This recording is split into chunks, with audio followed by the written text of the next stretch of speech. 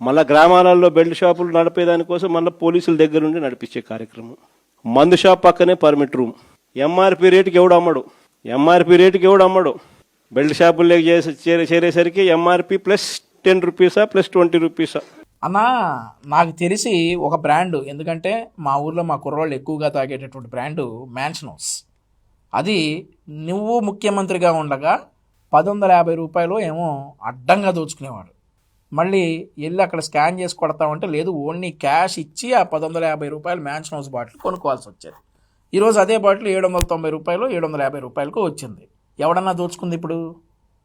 ఎవడన్నా అసలు ఆంధ్రప్రదేశ్లోకి ప్రెసిడెంట్ మెడలు, ఆంధ్ర గోల్డు, 9 హార్సెస్ ఇట్లాంటి మద్యాన్ని మొత్తం, ఊరు పేరు లేని మద్యాన్ని మొత్తం పెట్టి తెచ్చి దోచుకుని ఈరోజు నువ్వు చంద్రబాబు నాయుడు గారి ప్రభుత్వాన్ని విమర్శిస్తున్నావా?